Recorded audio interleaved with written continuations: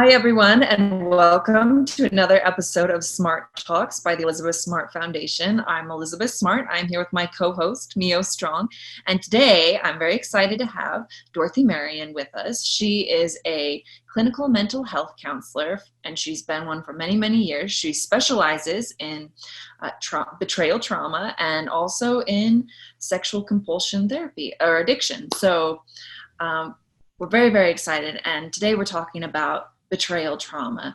And I mean, as we were chatting briefly before we started recording, I mentioned to you how I felt like those words just sort of, if we take betrayal trauma just at word value, I feel like it describes how I felt, during my kidnapping, even though I wasn't kidnapped or abused by parents or anyone I had a close connection with. Those words just seem to fit how I feel when I think of what happened. And so I wonder, can you just dive right in and explain what is betrayal trauma a little bit better? Sure. Yeah, and I think anytime somebody is betrayed and that by somebody that they're in a relationship with, of course there's going to be trauma. Okay, and people are betrayed in a lot of different ways. But the way betrayal trauma is being used kind of in the context of my work is a trauma that occurs when you're in a close relationship with another person, generally a spouse, and that person ends up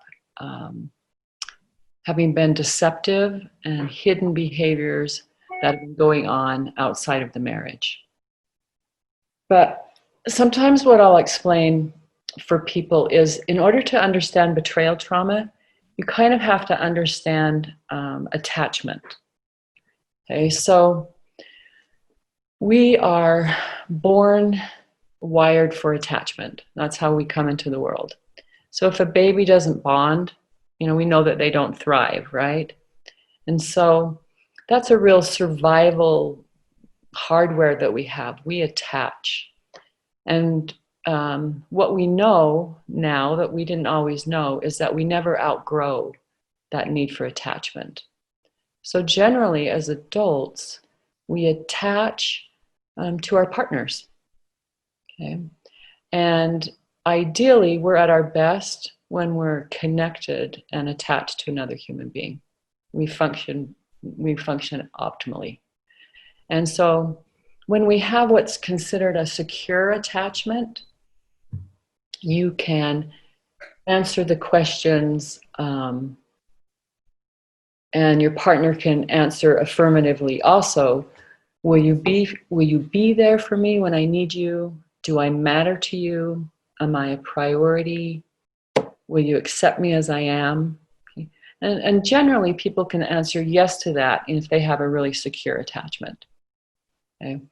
So where betrayal trauma comes in is when that person that we are attached to, the closest person, the person we turn to for that sense of security, betrays us.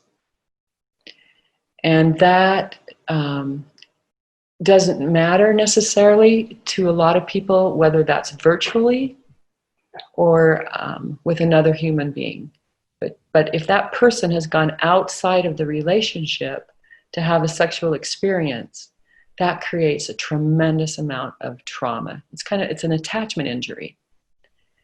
And so it's a little bit different than other traumas, because say my house burns down and I'm able to get out, my husband gets out, and we stand in the street and we watch our house burn down.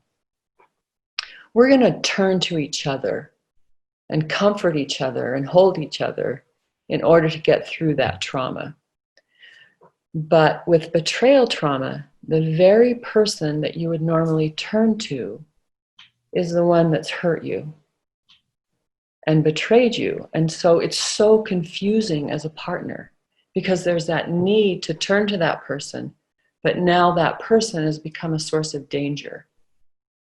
Okay? And so there's this turning towards and pushing away, and it just totally disrupts that whole attachment system. And for so many women, it's so incredibly disorienting. And I say women, but unfortunately, women are not, they're increasing in numbers as far as betraying their husbands. That's on the rise. So, why do you think that is? I don't know. I think there's a lot of factors that probably go into it. I think we're more and more disconnected now than ever with sometimes technology. In a way, we don't. It's really almost impossible to express empathy through a text. I mean, empathy gets communicated through the eyes, through the face, and we're so disconnected. And, I think we live in such a busy, busy world right now that I think we're losing some of that attachment, that connection. And then there's pornography is everywhere. Okay? And women are susceptible to pornography. They're susceptible to going outside a relationship. And it's more and more available. But that's just my opinion. I honestly don't know the research on that. I'm curious. So when you first started talking about attachment, I'm single. And so I was thinking immediately like to my children. But then you went down this romantic path. So I'm just curious, can you attach or do you consider it the same type of attachment that I would have to my daughters? Yes. It's attachment. I mean, you're very much attached to your children, but probably you don't turn to them for your security. Correct. It's the opposite. Right. So they're attached. You're their attachment figure right now. Okay. You're the one that are creating safety for them. Were you to betray them on some level, then they would end up with betrayal trauma. Yes. Okay. Does that make sense? A little bit? Okay. Thank you for clarifying that. Sorry. That applies to probably my situation. I mean, I was raised, be polite to adults, be respectful to adults, listen to your teachers, listen to your parents, kind of unspoken adults know best. Mm-hmm. And adults are here to protect you and adults are here to help you. And then obviously I was kidnapped by a stranger and it was by two adults and both of them, abused me and took advantage of me and neither one of them stood up for me. So that would apply in that situation. Yeah, that you weren't protected, that this kind of child belief that the adults in your life were there to protect you. And so it was an incredible betrayal to find out that that wasn't true, that the world wasn't as safe as you probably thought it was. And so when you have these individuals who come into your office or come through your computer screen and to talk to you about what they've experienced, I mean, how do you help walk them through it? I mean, how do you help them come to peace with their world, with what's happened? Yeah. Well, there's a lot of things that have to kind of happen, and it's a process. But I think it helps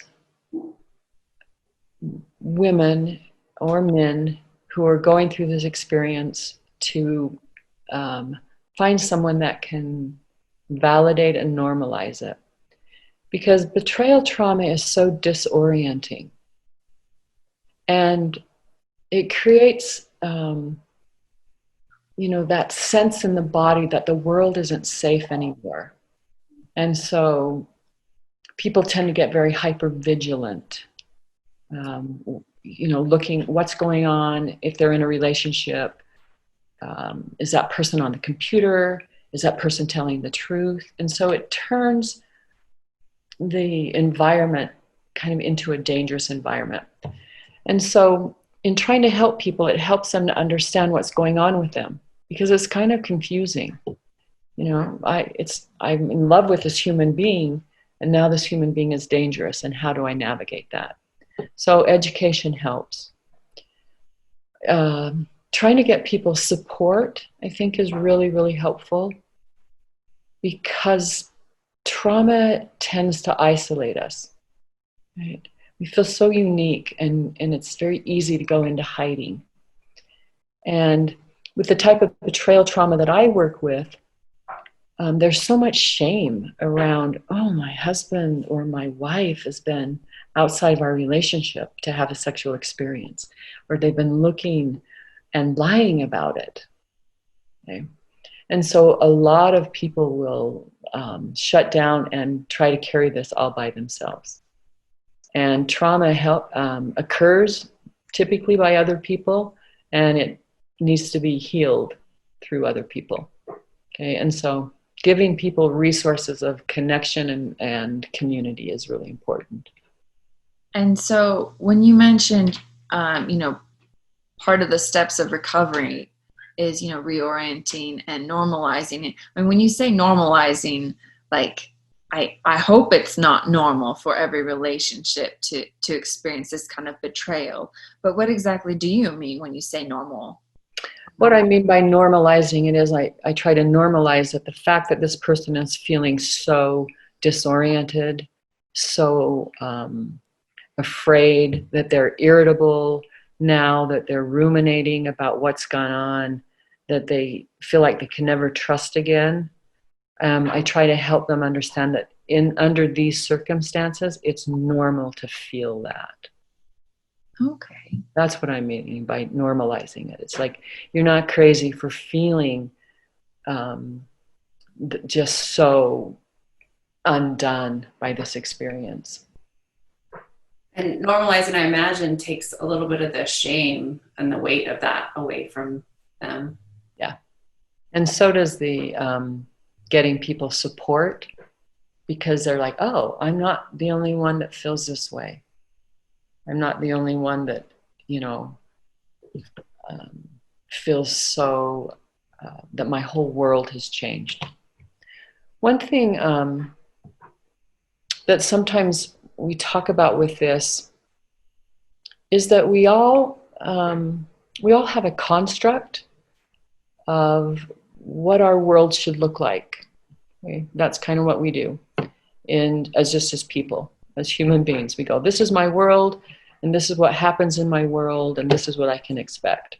So I might have this belief about myself that if I'm a really good person and I'm kind, then really good things are going to happen in my life. Okay? Yes, I used to think that. I was guilty of that, definitely. Yeah.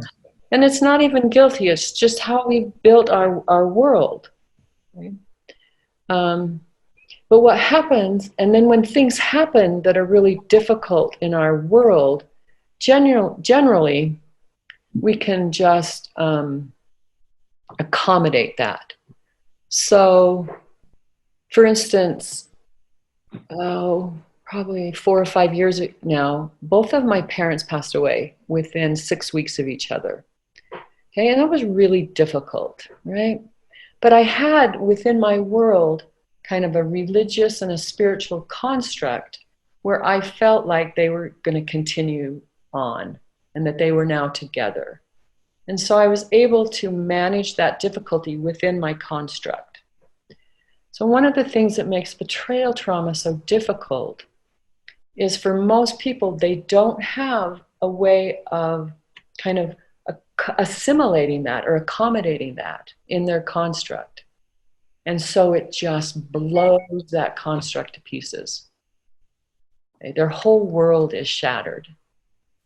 And that's why, sometimes we'll say, well, the person is sorry, just get over it. And there is no getting over it. That person that has had that betrayal in their life has to rebuild their world. And now, instead of I have this place that everything fits into, now I have to accommodate or take in that sometimes people that I love can hurt me. And that sometimes people that I thought would be safe, adults aren't always safe, right, in your case. And having to rebuild a world that has to take in things that you never would have imagined. And that's why it takes some help to get through that and to be able to rebuild a new construct. And I mean, how do you know if what you're experiencing, is betrayal trauma versus some other kind of trauma? Or, are there symptoms specific to betrayal trauma?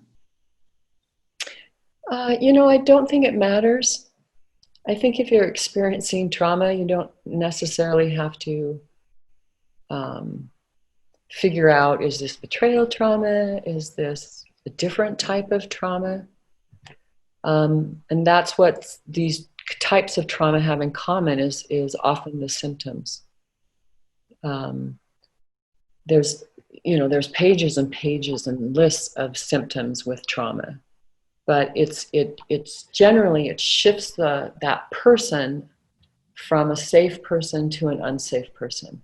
And that creates fear, anxiety, sometimes outbursts of anger or rage. Just boom, the person just goes off. And it's not their normal thing to be angry and rageful. Can't get over just thinking, that ruminating and obsessing. How could I do it differently? How could I have prevented this? What's that person doing now? Isolating. Often a lot of women or men will experience an increased need to control the world. So I feel so unsafe, I'm going to control everything within my world. And the people in my world. I'm going to control myself. I'm going to go exercise, really rigidly. And that's one of those symptoms, under eating. It affects people's sleep. All of these are pretty typical trauma symptoms. But generally, I think where I work, we have about a list of maybe 90 symptoms, and we'll have the women or men come in and check what symptoms apply to them. And generally, it's about 90% of the symptoms. Wow, when you said a list of 90. I know, right? It is so difficult. It's, and again, everyone's going to respond differently. Some people have more resources already. It kind of depends on sometimes how long they've been in the relationship, how the discovery of that person's deception, how they found out about that. If a partner will come forward with the information, even though they've hidden it, and come forward and say, I have to tell you something, I don't want to carry this anymore, and I'm so incredibly sorry, but I've got this going on.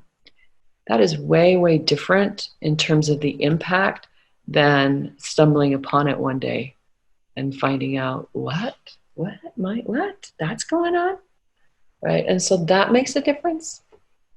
So there's a lot of factors on how to get through this that impact that. If I have a lot of history in my life of other traumas, I'm going to struggle more, okay, because it's going to bring up those other traumas, and I'm already probably not really trusting the world very much, and so that's going to be bigger. So I'm so not fascinated by this, but I am fascinated by the fact that there is a branch of therapy that is specific to this issue. Like 20 years ago, it's been forever, 17 years ago, I was 8 months pregnant. My then husband had been cheating on me and left me while I was pregnant. And then yeah, and it was forever ago. But I remember looking up resources. How am I going to fix this? I can't, and consequently our son ended up passing away. So it was this whole, talk about betrayal, like major trauma, like all this trauma circled, in the same event, but I didn't know at the time. We went to a marriage counselor, and he was completely inept. And I knew that from our very first meeting. So obviously it's like anything in this world, not all things are created equally. However, it is so helpful, and I hope it helps a lot of people listening to this podcast to know that there are specifically trained therapists to help you deal with betrayal trauma, men, women, whoever, married, not married. The fact that this branch exists gives me some hope. Good. And I'm so sorry for your experience. That breaks my heart, because this is so hard to figure out, how do you deal with this, and when you don't have the resources, a lot of people, you get through it and you tough it out and life goes on, but you really carry a lot of that trauma, and it impacts that sense of, can I trust? Do I want to do that again? Yeah, for sure. I mean, it's been 17 years and it still like makes my skin crawl about what happened, even though I still have so much love for him and respect, and we've been through it. But yeah, I can definitely see that. Well, and it helps to work with somebody who understands compulsivity and addiction, because these people that are struggling with these issues, they're not monsters. They're broken, and they're coping in a way that isn't healthy, and their coping is eventually going to do a lot of damage to other people, but they need as much help and understanding. And I always feel like somebody that's struggling with an addiction is as traumatized as somebody who has been betrayed. Because what must it be like to day after day after day try to stop something and find that you go back to it, even though it's against your values, you have the chance of losing everything that you hold dear, and you keep going back to it. I feel like that's self-trauma. I think it's definitely accurate that those who cheat are broken themselves. Yeah. And it's a big field. There's a lot of that going on. We generally don't recommend that people who are going through this only go to a marriage counselor, because when you see a marriage counselor, generally the marriage is the client. Okay, we're going to help this marriage. But you kind of have to separate the two out first and deal with the addiction and start to help the partner deal and heal from the betrayal. And then you kind of clear off the smoke, that smoke of that addiction, and look down on the marriage and say, okay, what does this marriage need? But it's kind of a smokescreen if you get the couple together and start trying to deal on a marriage without dealing with the addiction and the betrayal a little bit separately at first. That makes sense. I'm not going to want to work on your communication if you've been out cheating on your wife. You can communicate all day long, but that's not the core of the problem. Yeah. So do people just, how would you just Google betrayal trauma therapist, like in your, like if people are out of state or? Mm-hmm. Yeah, there's a lot of resources. I think you can Google betrayal trauma. You can go to sex addiction. You can Google that. You're looking basically for a trauma therapist. Because betrayal trauma, it's trauma. So that, but you want to get somebody that specializes in that. And there are lists of people that specialize in it, and there's different resources out there for it. What percentage of people that commit the betrayal do you feel have an addiction issue? I mean, because I don't relate to that as far as my old partner goes, but I'm curious. It seems to be pretty rampant in that world. I don't know, because that's who I see, and so pretty much 90% of the people I see have an addiction. But again, you can have there's a wide range of how to hurt another person in this arena. So I honestly can't give you a statistic on that. Okay.